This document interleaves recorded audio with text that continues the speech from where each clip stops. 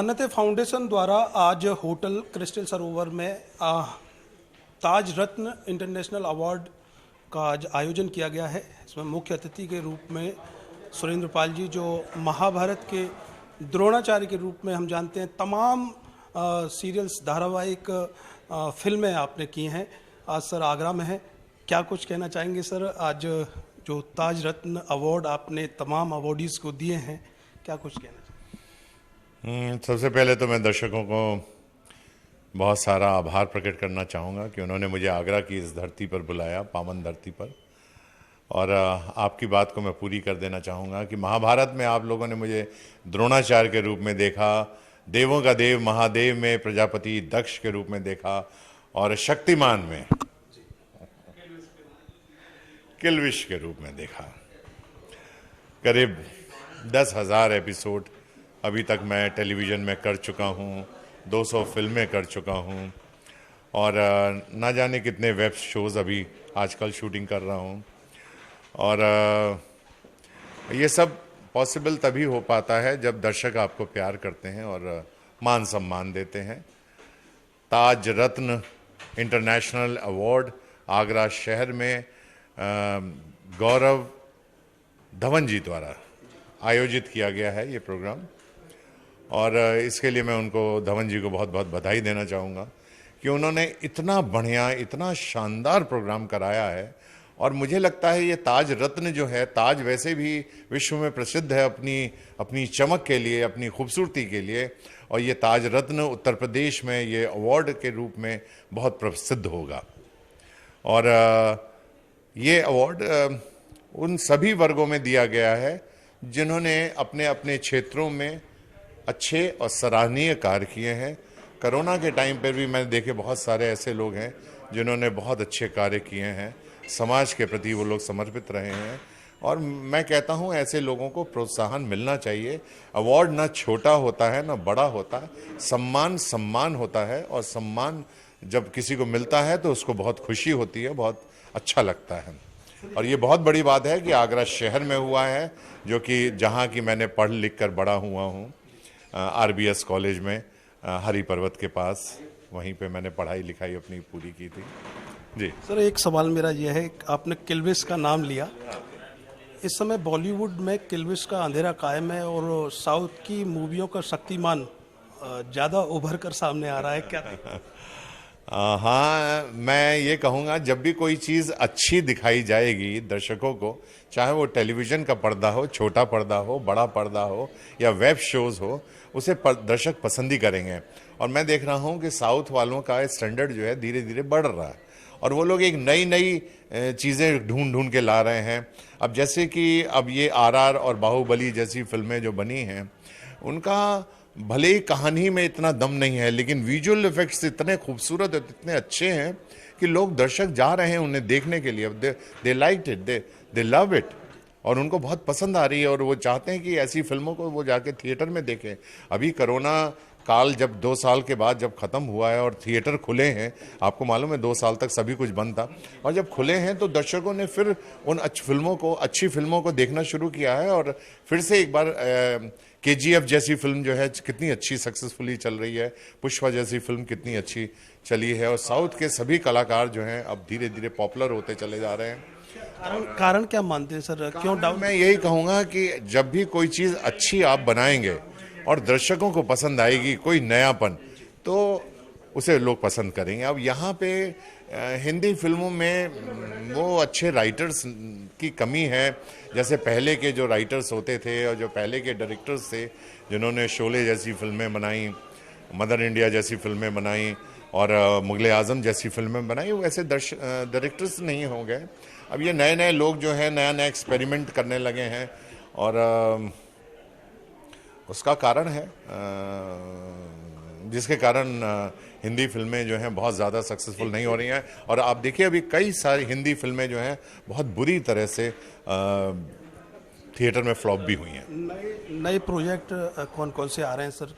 किस सीरियल की या किस फिल्म में देख सकते हैं? देखिए मेरा अभी मैक्स प्लेयर पे चल रहा है मेरी डोली मेरे अंगना, उसकी शूटिंग चल रही है। और मैं आपको ये बता देना चाहता हूँ कि एक एक्टर, कलाकार एक ही शो कर पाता है, ज़्यादा शो नहीं कर पाता है। अब 160 चैनल चलने शुरू हो गए हैं। अब किस किस चैनल पे मैं काम करूँगा, कहाँ कहाँ मैं काम करूँगा। मैं फिर भी वेब शोज़ करता हूँ, मैं फिल्में कर रहा हूँ, मैं रीजनल फिल्में भी कर रहा हूँ, और मैं टेलीविज़न शो भी कर रहा हूँ। अब बहुत ज़्यादा काम अब हो नहीं पाता है, पॉसिबल नहीं है एक कलाकार के लिए। फिल्म के कलाकार के लिए चलिए, फिल्म तो फिर भी एक ऑप्शन रहता है, लेकिन हम टेलीविज़न भी करें, वेब शो भी करें, फिल्म भी करें, इज़ वेरी डिफ़िकल्ट। अब जब कई बार मेरे पास फिल्म आ जाती है, मैं कई बार फिल्म को नकार देता हूँ, क्योंकि मैं टेलीविज़न को छोड़ नहीं सकता हूँ, क्योंकि टेलीविज़न एक बहुत लंबे समय तक चलता है।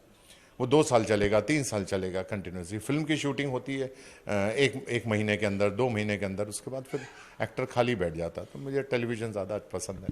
पुत्र हो तो नरेंद्र मोदी जैसा। अभी मैं सुन रहा था सर, कितने प्रभावित हैं उनके कार्यकाल से। 2016 के बाद किस तरह की क्रांति उनके नेतृत्व में देश में आई है। जी, मैं नरेंद्र मोदी जी के बारे में सिर्फ इतना ही कहूँगा, मुझे राजनीति से कोई लेना देना नहीं है, और ना ही मैं कभी राजनीति में प्रवेश करूँगा, क्योंकि मुझे बहुत बार सभी पार्टियों ने ऑफ़र किया है एमपी के टिकट्स के लिए कि मैं इलेक्शन लड़ूं उनकी पार्टी के लिए, लेकिन मैंने कभी राजनीति में ना मेरा कभी इंटरेस्ट रहा है और ना आगे रहेगा। लेकिन नरेंद्र मोदी जी के बारे में इतना कहूँगा कि हिंदुस्तान को आज सबसे बेहतरीन प्राइम मिनिस्टर मिला है, सबसे अच्छा, जो देश के प्रति इतना समर्पित होकर काम कर रहा है। ऐसा प्राइम मिनिस्टर न भूतो न भविष्य न कभी मिल सकेगा, और न आने वाले वर्ष में भी इस तरह का मिलेगा।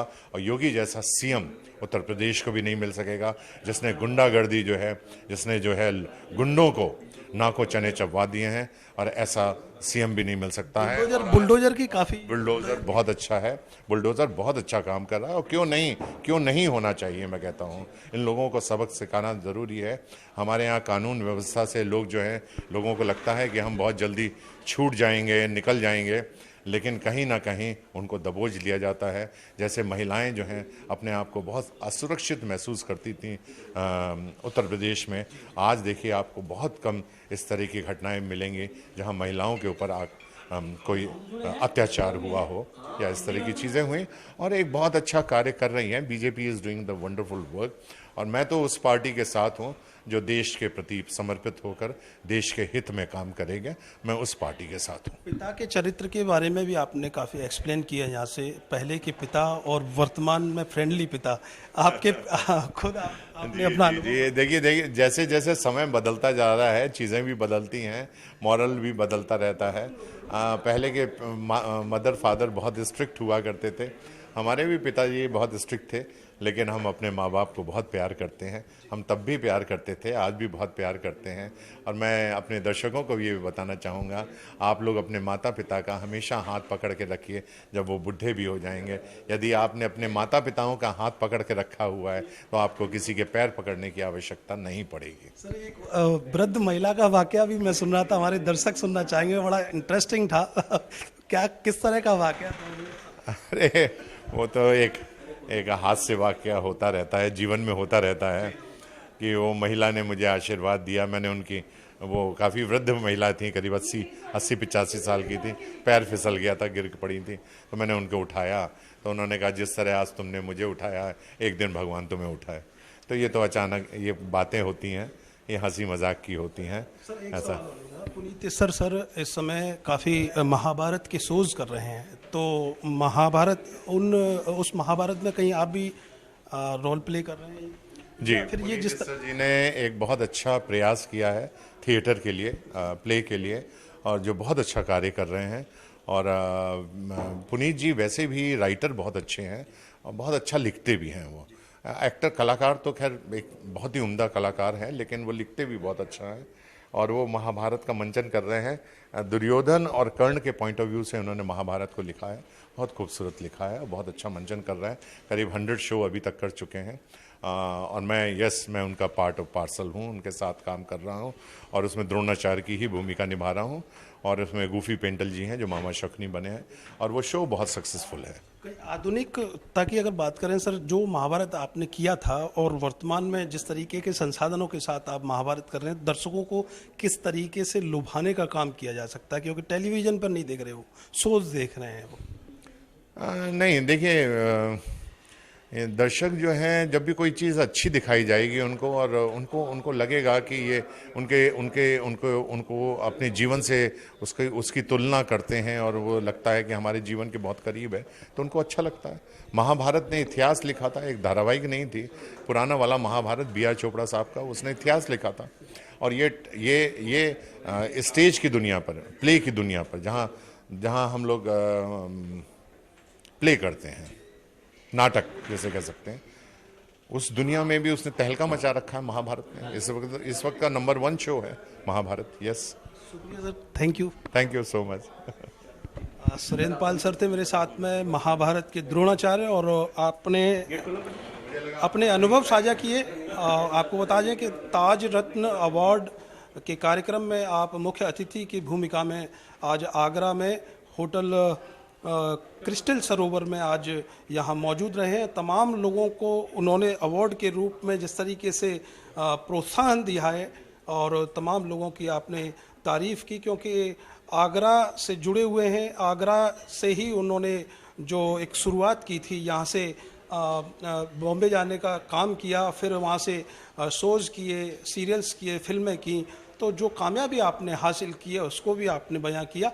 उम्मीद यही करते हैं कि जिस तरीके से हर चीज़ को उन्होंने सकारात्मक रूप में लिया है, लोग उनसे बेहतर सीख लेंगे और आगे बढ़ने का काम करेंगे। कैमरे के पीछे आर्यन बघेल, मैं करतार सिंह बघेल, अर्थ न्यूज।